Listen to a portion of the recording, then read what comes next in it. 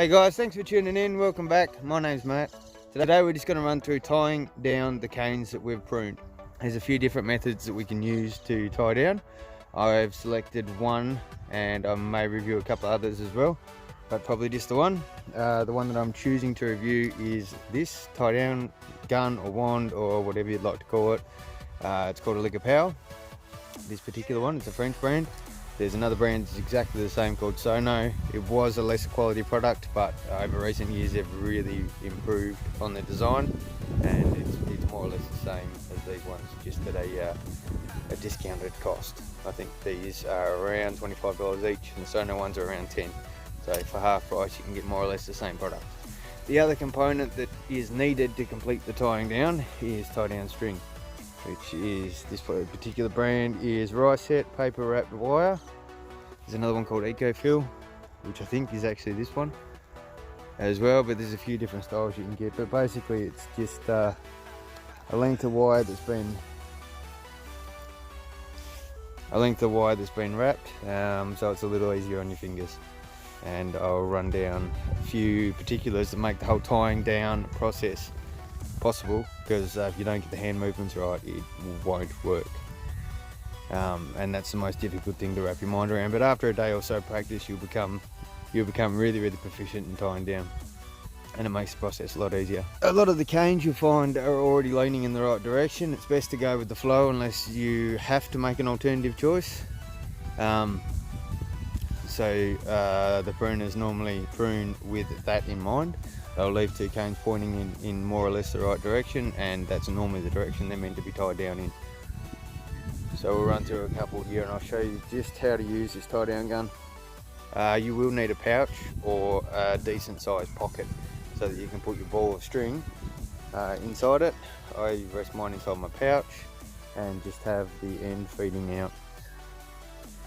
They feed from the middle. That's another important thing to remember. Sometimes when you get a ball of string, you will find that the middle is hidden or sort of wrapped in the coil, and it can be difficult to find, but normally there's a loose strand in the middle of the ball. That's the strand that you start working with, and gradually the ball will work its way out to the outside. Alright, so here we go. So again, safety glasses are required for this particular job because the canes have a tendency to spring back up.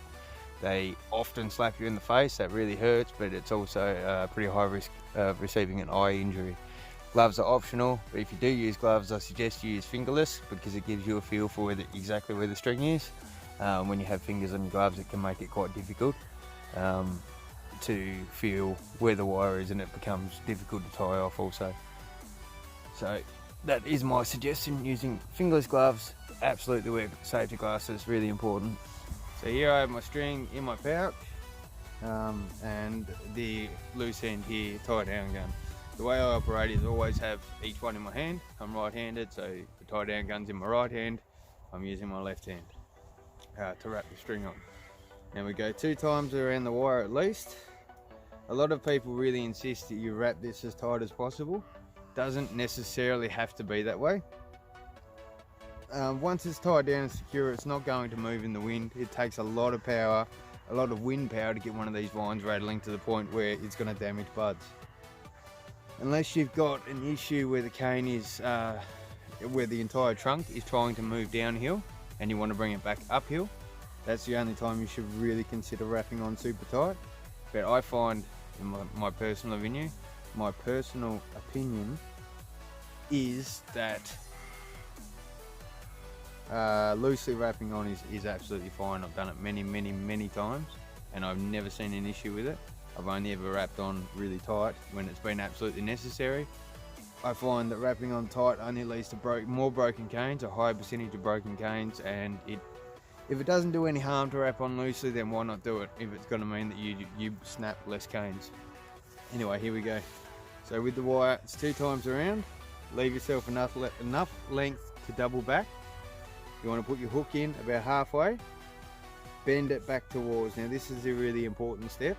You need to bend the string back towards the cane and then pull on the gun. Now this one's super loose. We can give it another half turn and now that's nice and tight on there, and then you cut off the remainder. Makes it quite nice and tight and good.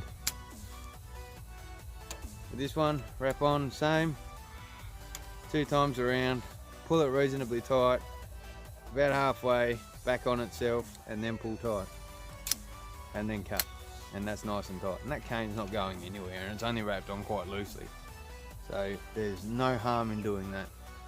Wrapping on just a few times. Same with this one, that one's not going anywhere, nice and tight. If the wind's strong enough to rattle the canes around, the buds don't survive much of a chance of staying on anyway.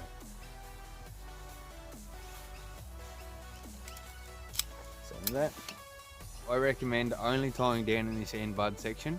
What happens if you tie back up here, it can often strangulate the cane as the cane grows through the year.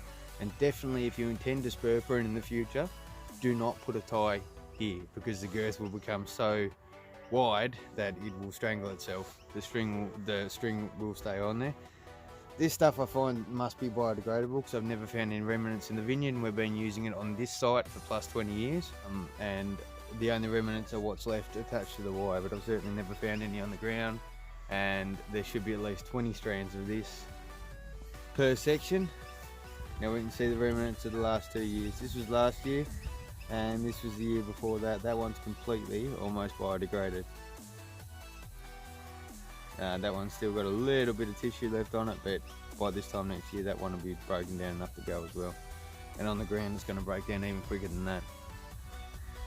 I'm able to use both hands. Some people like to hang this hook on the wire while they tie around, and then pick it back up and tie. Basically that comes down to personal preference, whatever works for the person. It's a lot more efficient to always have both of these in operation, and to get an extra length of string I just extend my arm and it pulls from the center. Put my arm back down, I've got plenty of string to work with. As you might have noticed, these ones are 4 caners. Again, loose wrap around, twice around, in the middle, bend it back, they're off. Again, same with this one, wrap it round. Again, the important step is that once you put the hook on, is to bend this piece of string back on itself. If you miss that step and try to do it from out here, it won't work. The hook won't spin, it won't twist properly, it just won't work properly. So put the hook in, back on itself, then twist. Eventually you'll develop a feel for exactly where that bend should happen. Too far out and the knot won't be tight enough. Too far in and you're going to pull it all the way through and break it. And once you feel that break, it's broken somewhere in there and that string's no longer strong. Right, so if you do feel that break, that point of resistance giving way, then you're going to have to reapply it. And you'll get a feel for exactly how far to bend it back on itself and pull it so that it is tight. Yeah, and again, on that last internode is where you want to be tying that piece of string. No further back than that or you're going to strangulate these buds. I do, however, if there's an overlap, I will wrap around the whole lot and tie it, only because I know that these canes are going to be replaced next year and the strangulation will be minimal, especially with another cane wrapped around it, because there's gaps in between here, as you can see, and that will provide enough wriggle room for that to allow that cane to grow in girth. So when it's doubled on, or when 2 canes overlap, see if there's an example. There should be one here somewhere. Yeah, so when you find 2 canes that overlap, sometimes it's okay to apply the string over both, because there'll be enough room. So here's where this one ends, and you can see there's quite a lot of overlap on this particular one. We can still go one over both, pull it tight, cut it off. Now there is room in here to allow for the girth of both of these when they expand in girth. So they're not going to expand.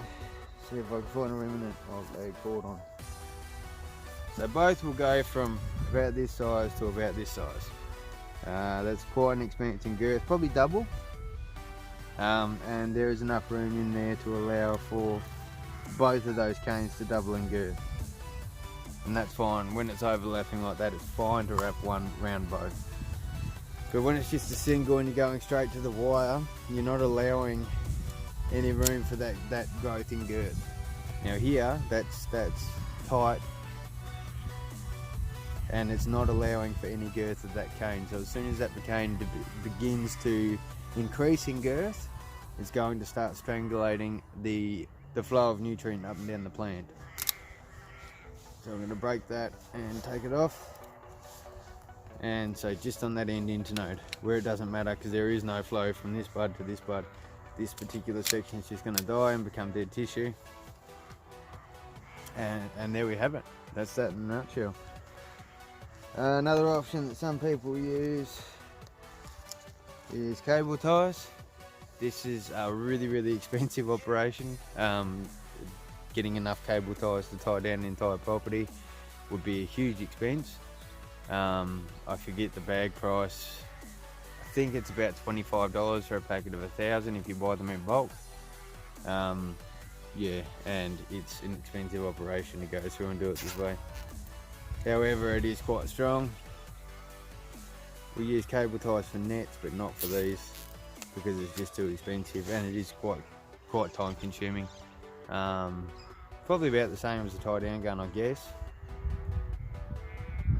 Here you'll see remnants of our automatic tie down gun.